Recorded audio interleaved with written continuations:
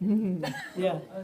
Most of you know that my story before I came here, if I hadn't started coming here, I would be either dead or in prison.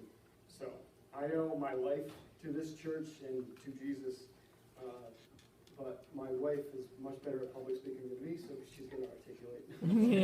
You did well. I heard a rumor she was a Spitfire, so watch out.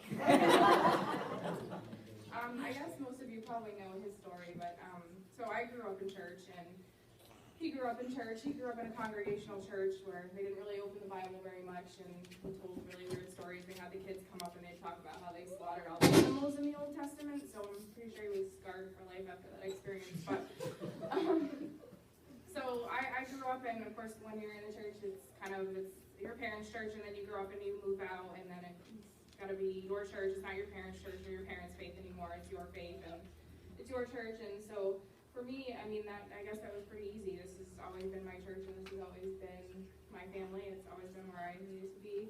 And I met Mark, and Mark had kind of been in church, and so he came here, and things were pretty good. And then he had a really difficult, rough patch in his life, and so he ended up getting arrested in 2013 in Massachusetts for trafficking heroin.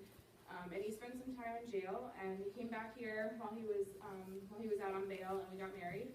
And then 8 months later, he was sentenced, and he went back to jail. So he ended up doing about a total of 7 months, I think. And then he came back here, and I remember the one thing that he always said that got him through was Jesus, family, and mail. You all sent him a lot of letters, and I remember he always talked about that, and that meant so much to him, was getting mail from people here.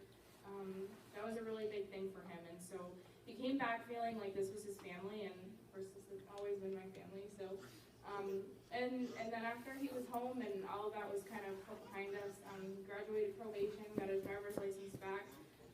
We went through a year of infertility, and that was really difficult for us. But again, we had the support of people here and our family, so that meant the world. And now we have Emmett, so he's a little miracle. And when Dad asked us to say something, we kind of looked at each other, and the one word that resonated was, "This is home." This has always been home, and this will always continue to be our home. And so it's kind of funny that we both looked at each other and we were like, well, what are we going to say? And that word came out of our mouths at the same time. And this is where God has put us, and we're happy to be here. And yeah, this is home to us. So thank you for being our family, and thank you for being our home. Amen. Amen.